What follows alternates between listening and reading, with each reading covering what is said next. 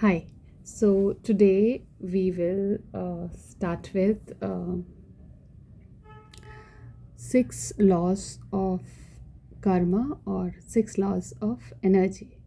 Now, why are we talking about energy? Because we've spoken about that all the karma or whatever sanskar, past life sanskars, all of those are stored in the energetic body. Now energetic body, because the chakras, that is composed of the energetic bodies, or the chakras, or the energetic body which is composed of the chakras.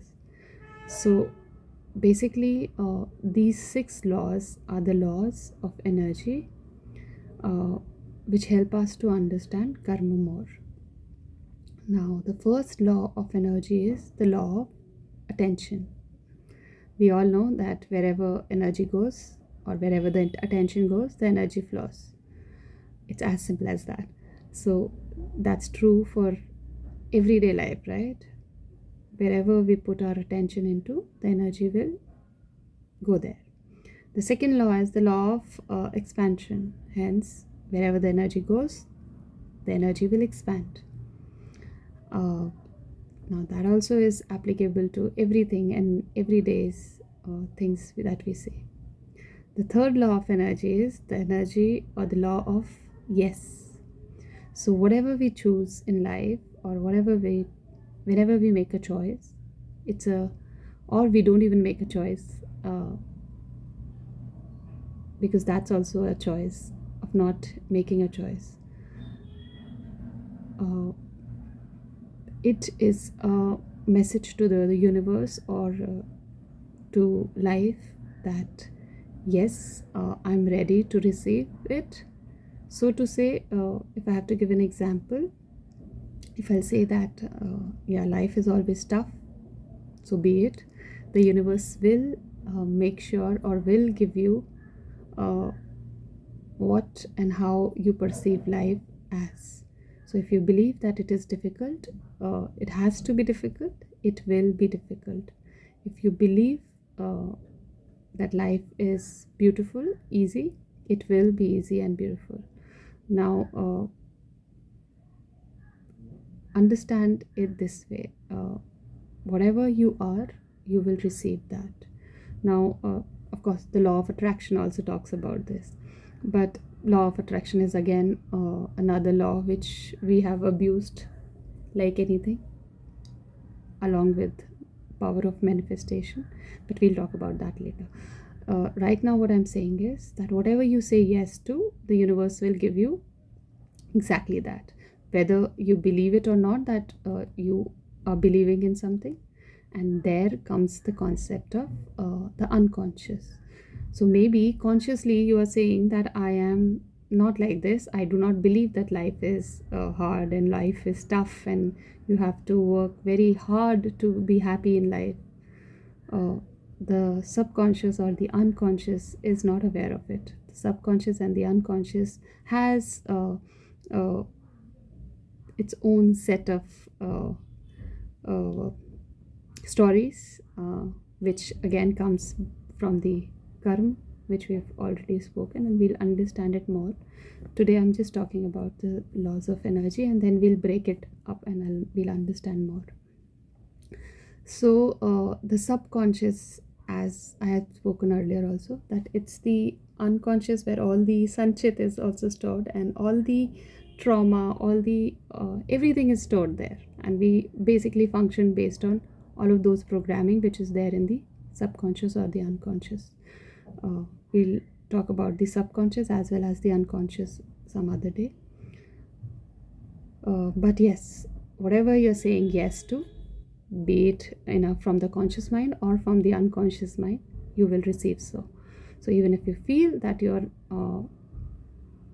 do not believe in something, maybe it's the subconscious or the unconscious, you have to check that what your beliefs are, where your beliefs are coming from, what's your value system. You have to understand that to really understand what you're saying yes to.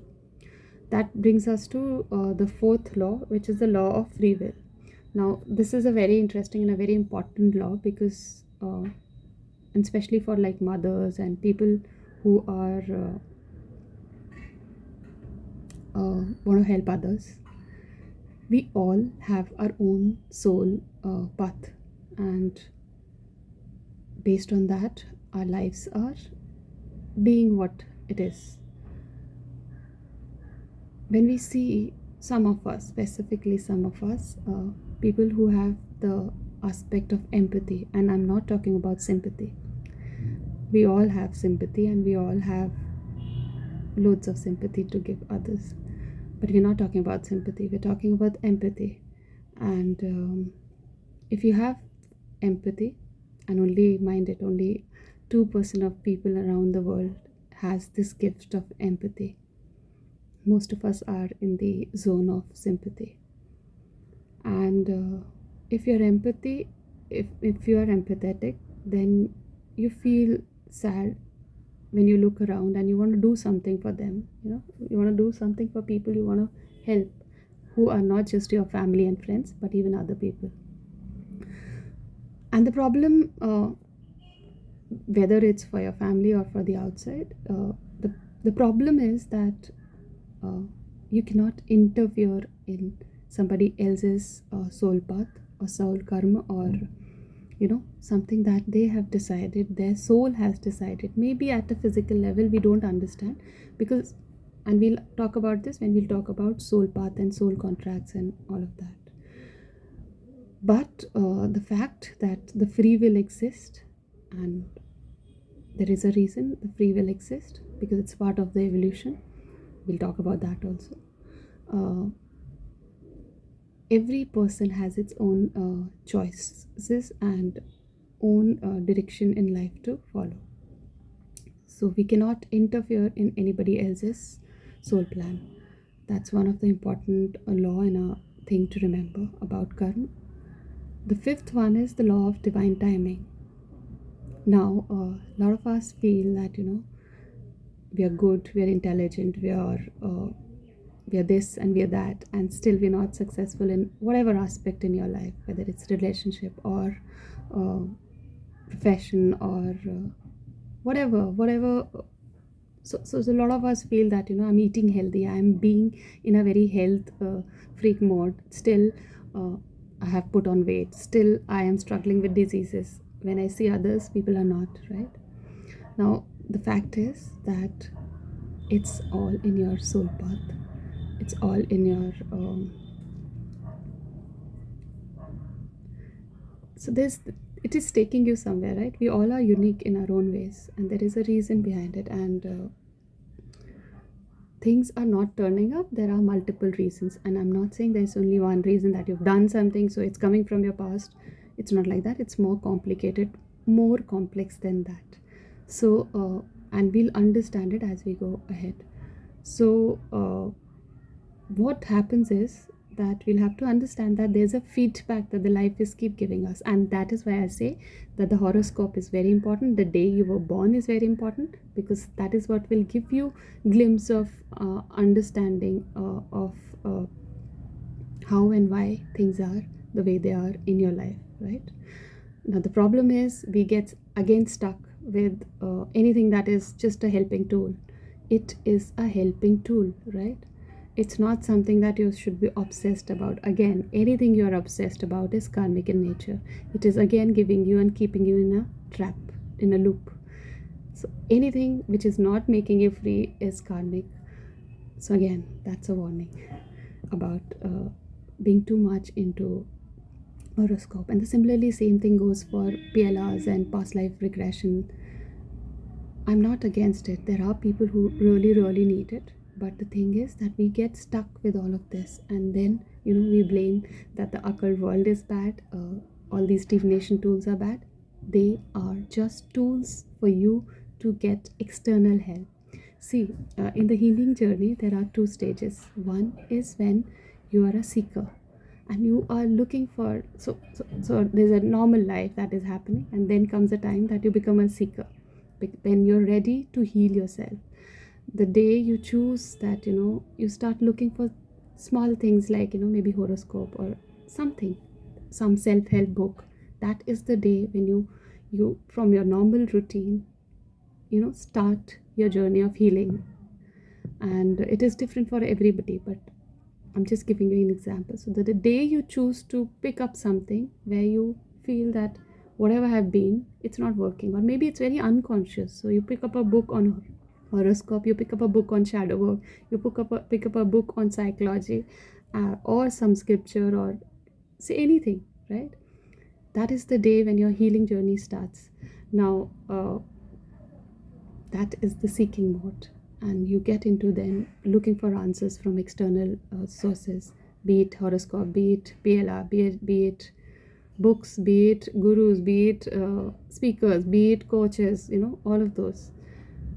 And then comes a time when you switch from the seeker mode to the student mode, where you understand that whatever is external, whatever is happening, I understand that I have a responsibility here, and I go inward. And then you start looking for answers inside, and then you understand that everything exists inside you. You do not really need the external things. But to reach to that student level, you have to go through the seeker stage, which is very, very important, and sometimes that stage exists maybe for some few months to few years, and sometimes we spend the entire life in that seeker mode. And that's how it is, right? And it's much more complex than that, because we have the loop of reincarnation. Now, what happens then we understand that the life is giving us feedback. It is telling you that this is working, this is not working, you get back to doing this, right? And it's a struggle, right? And this is the struggle which we are trying to understand through all my videos. I'm trying to just share what I have understood through this journey and through this process of being a seeker to the student that I feel I am.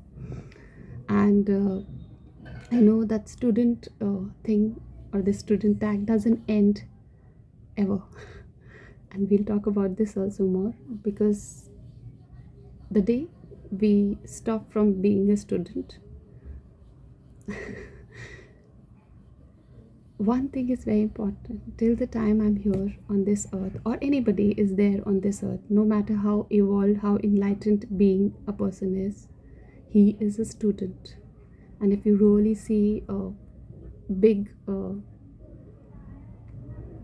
as in gurus like Maharishi Ramana and Paramahansa, you'll understand they all were students. They never denied that learning should stop. So so I keep going there and here and there. But the thing is, things will only come to you in the divine timing. And that's the law, fifth law, that no matter what, when it'll be your time, you'll have it. Nobody can take it from you. And the fact that it is not coming to you, maybe there is something that you need to learn. And divine timing is divine. So even if there is a divine time which is like destined, it can always be shortened, or it could always be pushed. So, but you have to understand that there is a concept or the thing called divine timing. Things will only come to you when it is supposed to come. And all you're doing is you're just preparing yourself for that divine timing without even expecting the divine timing. Now we come down to the last and the most important law of energy or karma, and that is the law of highest good. So I do not know how much it'll make sense to you, but I'm sure you'll understand. So whatever is happening around you, or in your life, or in anybody's life, trust it that it is happening for the greatest good for all. The day we understand this, and understand, when I say it can't be actually really understood, because it sounds very cliche, that it's easier for us to say that whatever is happening for the greatest good. because we see so much pain, so many wars, so many things, bad things, good things happening around. But as I've also spoken in one of my videos, that for God, for the universe, nothing is black and nothing is white, nothing is light and nothing is dark. Light is as much as a part of the darkness, and the darkness is as much a part of the light, the yin and the yang.